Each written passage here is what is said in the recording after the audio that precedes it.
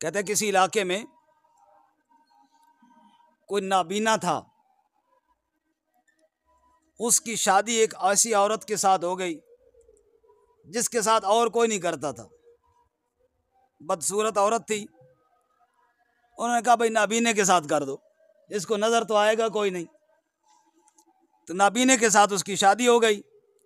اب وہ نابینے سے کہتی کاش تیری آنکھیں ہوتی نا، تو میرا حسن دیکھتا تو تو حیران رہ جاتا، ہکا بکا رہ جاتا کہ واہ بھائی واہ، میری قسمت میں اتنی حسین بیوی آئی ہے۔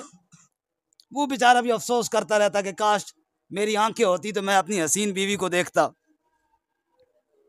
کسی علاقے میں کوئی ڈاکٹر صاحب آئے، انہوں نے اعلان کیا کہ ہم آنکھوں کا آپریشن فری میں کریں گے، اور جناب لوگوں کی جو نظر گئی ہوئی ہے وہ واپس آ جائے گی۔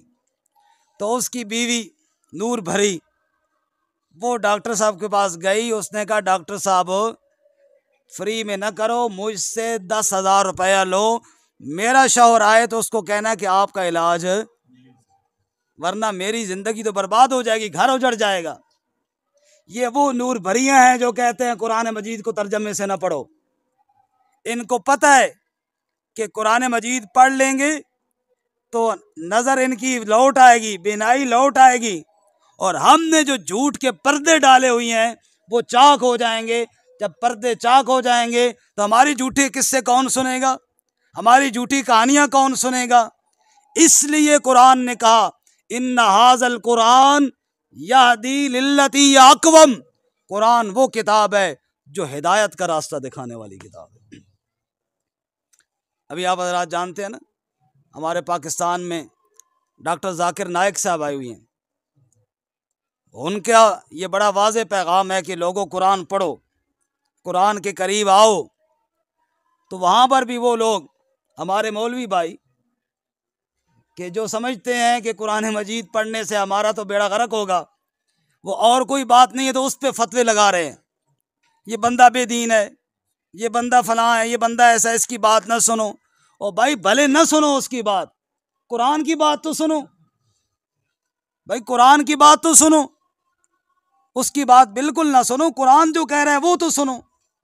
لیکن بات یہ ہے کہ جب نشتر رکھا جاتا ہے نا زخم پر، پھر تکلیف ہوتی ہے۔ مانے قرآن دے مول نہ پڑھیں شتابی، جڑے جڑے پڑھ دے نو ہو جاندے نو وہابی۔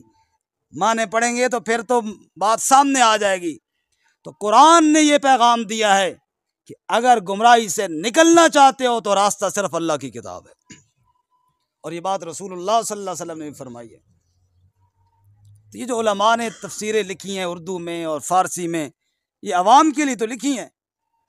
وہ جو منع ہے وہ یہ ہے اپنی طرف سے تفسیر نہ کرو۔ ہر بندہ یوں نہ کہ میں خود تفسیر کرتا ہوں، اپنی طرف سے تفسیر نہ کرو۔ من قال فی القرآن برأیہ فلیتبوأ مقعدہ من النار، جس نے قرآن میں اپنی رائے سے کوئی بات کہی اس کا ٹھکانہ جہنم کی آگ ہے۔ اپنی رائے کو قرآن میں داخل نہ کرو۔ باقی یہ مطلب نہیں کہ نعوذ باللہ قرآن کے قریب ہی نہ جاؤ۔ قرآن کے قریب نہ جاؤ گے تو پھر کہاں جاؤ گے؟ پھر کہانیوں کے قریب جاؤ گے۔ حالانکہ اگر کوئی پڑھنے والا ہو تو قرآن مجید سے بات کرے، قرآن سے سوال کرے، قرآن مجید تو جواب دینے والی کتاب ہے۔